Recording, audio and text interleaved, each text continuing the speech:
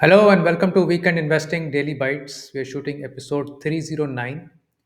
Today is 21st of November and the markets continued to slide down after this last 2 3 days of a lull.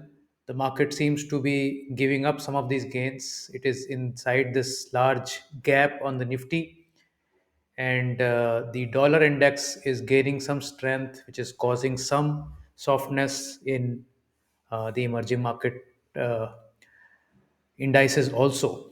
Today, we are going to talk about and discuss a study that how coming to the market after a year has gone by of the market peak improves the probability of success, as we have seen in the past results. So we will go back and study the last 20 years of data and see what if we invested a year after a market has peaked and what would have been the results. It's a very interesting study, and it will give you confidence that now that the market has spent a year in time correction, a year of earnings catching up, the setup actually becomes extremely important. First, a look at the markets. As you can see, IT led the markets down at minus 1.6% on that sector. Energy, real estate, commodities, metals also down despite the export duties coming off. Metals did not stop falling. PSU banks were the lone gainer in the entire sectoral pack, up 1.4% today. This makes them plus 19% for a month and 37% over 3 months. So phenomenal gains on PSU banks. A heavy rotation in banking, with some sales happening in private banking and new purchases happening in PSU banking. So there's a rotation happening within the banking sector itself, and all other sectors, of course, keeping sympathy with the Nifty and coming down. So what has happened in the last many sessions is that small caps have stopped falling, or at least they were not going up along with the Nifty for the last 2 or 3 weeks. And in today's market, while Nifty fell 0.8%, small caps, as you can see here, were flat at 0.11%. Mid and small cap index was also flat. So the divergence that has come around, that had come around, with Nifty going up while small caps, being sluggish. Small caps still remain sluggish while the divergence on the upside of the Nifty is starting to retract back, you can say. So many large caps, heavyweights like HDFC, Reliance had shot up in the last few days, and those are now coming off a little bit. So you can see here Nifty was down 0.8%, CNX 200, CNX 500 also down 0.7 and 0.6%, Nifty Next 50 also down 0.5%, and mid and small caps remaining flat or slightly in the green. In terms of weekend investing strategy performances, MI30 and MI80H2 did quite well at 0.8% plus. MI35, MI80H, all cap were flattish, MI50 also flattish. Where did we lose money? We lost money on energy 50-50 because both Nifty as well as gold came off. Dollar strength again. MI20 was off by 0.77% and MI Evergreen also down 0.69%. Rest were pretty much either in line or slightly near the benchmark index. Heatmap for the day, you can see it is pretty red all around. ONGC dramatic fall at 4.4% after oil has been dropping. Reliance also down 1.8%. This oil drop now should come around and help the Indian economy, and I think that kicker should come in, that tailwind should come in at any point of time. Banking also, you can see HDFC Bank lost a percent, State Bank almost a percent, Bajaj Finance lost 1.6%, HDFC Limited also lost 1.8%, Infosys and TCS down almost 1.5 to 2%. Then Tata Steel also down. I can hardly see any gainers except Bharti Airtel and BPCL, with slight small gains and levers at plus 7.71%, along with Axis Bank, which got, I think, there was a ratings upgrade on this bank today at plus 1.26%. So nothing really to talk about today in terms of large caps. In the CNX 500 universe, lot of gainers. Bank of Maharashtra up 14%, Swan Energy up 14%, Indian Overseas Bank up 10%, Central Bank 9%. You can see the theme. The theme is small PSU banks. RHI, Magnesita up 9%. So that's a huge gain, I think, post its results. Cochin Shipyard losing in the top losers, minus 7%. Avanti Feeds down 6%. Aether Industry about another 6%. Mazagon Dock, which is one of the largest gainers in many of our portfolios, lost 5.5%. Raymond's also we are holding minus 5.2%. So we got a hit because of these couple of stocks as well as Cochin Shipyard also, I think.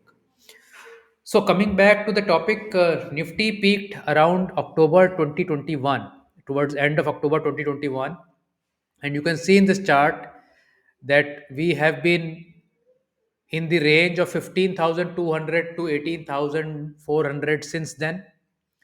We have chopped around a couple of months up, then couple of months down, couple of months up, then couple of months down, but we have stayed in this range.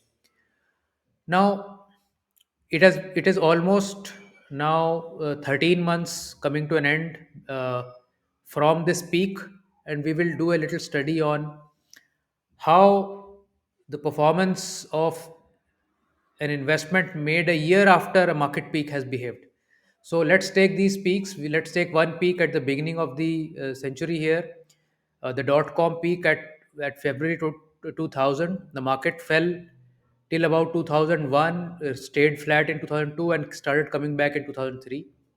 So there was a lull of about two, 2.5, sorry, 3 years before a new high was made.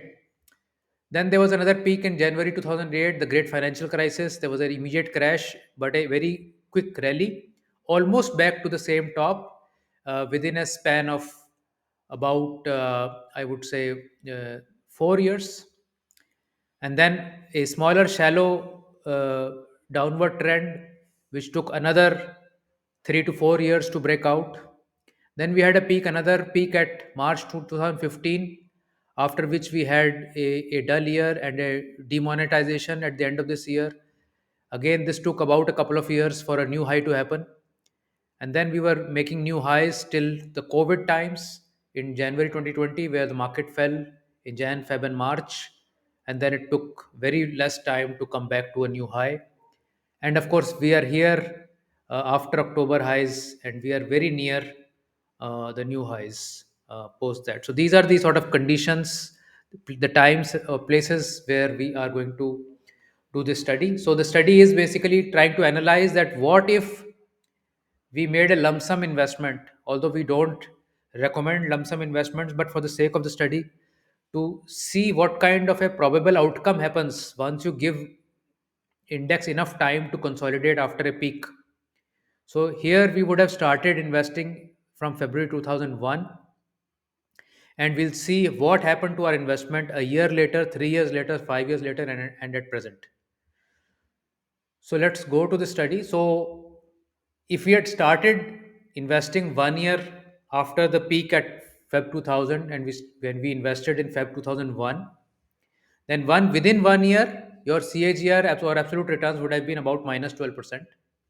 So if we see here, if we invested here within a year, you would have been somewhere here. So you are still in the red. And then within 3 years, your absolute returns would have been 36.94% with a CAGR of 11.05. So very close to long-term average you would have achieved within 3 years. Within 5 years, you achieved this entire bull rally that you got, that was achieved in this next 5 years, achieving a CAGR of 18%.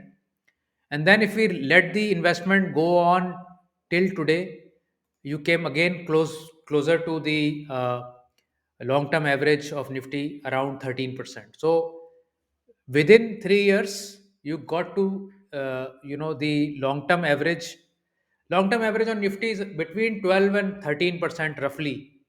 So if your CAGR reaches 12 and 30, about 12 to 13% within a short period of time, that is very good probability of doing well. So here you saw in this case, we took less than 3 years to come to sort of normal CAGR. In 2008, if you started a year after the market peaked in January 2008, so you would have started in January 2009. In the first year itself, you made 82.8%. Phenomenal gain coming from, if I go back to that chart, you would have started here, and in the first year itself, you would have got dramatic gains of 82%. In 3 years' time, you would have still been at plus 18%. In 5 years' time, you would have been at plus 16.5% CAGR. And till today, you would have been at 14.29%. So, enormous gains happening over 1 year, 3 year, 5 year, and over about 14 years, 13 and a half years of Nifty. And mind you, these are Nifty returns. These are not strategy returns. Strategies are beating the benchmarks. So you can expect better than this returns on the strategies. Third case, what if you started after 5th November 2010? Let's go back and see what was 5th November 2010. Was this minor peak here, almost coming closer to the 2008 peak, and a very shallow sort of a drawdown after this, and making a new peak in 2014. So again, first year shallow returns 8%, but in 3 years' time 16.3%. 5 years' time 10.3%, and if you let it continue for the next 12 years, you came very close to the normal Nifty returns long-term CAGR of 13% at 11.9%. So despite having seen the peak and and the market spending a year after that, you got great returns. Next case, March 2015. Let's go back to the chart. So March 2015, somewhere this peak, and there was a sharp dip here. So you would have gotten in somewhere here in 2016, and then you got this entire run till the COVID time. So again, first year returns almost 19%. Second year CAGR after 2 years, after 3 years, 13.6%. 5 years, 14.8%. And till present, so about 7.5 years, 14.25%. Fantastic results, 144% absolute gains, and you would have beaten the Nifty in a very big way. Until very recently, the COVID crash. So just before COVID, if you were calculating from there, so 1 year after COVID, so 20th January 21, if you invested within 1 year, you got 22.56%. Until now, you would have gotten absolute of 25% or a CAGR of 13%. So 1 year after COVID, also if you started with a lump sum, you would be sitting at plus 13%. So this is a sort of a five test cases of starting out after a market peak. So we are maybe sitting a year, 13 months after a market peak. So this makes it a very, very high probability that markets may do very well from here on. At least a large chunk of the negativity in terms of excesses that get built at a top get taken care of within a year. And only an external sort of impulse, that there's a global recession sort of a thing, can really push us down again, I believe. I think other than that, there is no other current negative outlook in terms of internally this the strength being there in the markets, internally the market having purged out all these excesses of a market top. And this is a chart of Nifty that I want you to see and internalize, that we are sitting in a growth market, one of the fastest growing market now in the world. And just see, in the last 20-25 years, you've had just 3 down years. I often emphasize on this, that yes, it is very easy to look back 22 years and see where we have come from and how we are going, and it may not replicate in the future. But just see that, there are phases where excesses get built, they get purged, and then the market starts again, get purged, so on and so forth. And this purging happened in 2020, over for this last 4 5 year period. And it may happen sometime again, but the trajectory of the index is definitely. And as I always say, don't see the index as an absolute entity. It's a momentum strategy running inside the index, where they're rebalancing every 6 months. So they always stay with the strength. And if the index is a momentum strategy, why not you also deploy significant amount of capital into momentum strategy, because that is what will keep you with the strength in the market. And if you stay with the strength in the market, more or less, you will either beat the Nifty benchmark, or in some cases, even if you don't beat 80% fund managers don't beat Nifty benchmarks, you are still doing quite well. So the idea is to beat inflation, idea is to beat benchmark, idea is to have a painless experience of investing in the market and not do double guessing or triple guessing at all times, not being afraid of the market, not having a good sleep at night. So all this basically is a great study to tell you that if you are not invested, please invest. And if you have started to invest, please keep investing. And if you have a lump sum to invest, ideally come in gradually so that in case there is another peak that is very nearby, you don't get caught at that peak. So this is all I had for today's daily bite. Thank you so much for your time. If you like the content, please do share it on your family or friends groups. It's a great help to our channel if the word spreads around. In case you do like the content, but do like the videos or subscribe to the video if you wish to follow. And thank you so much for your time. Bye.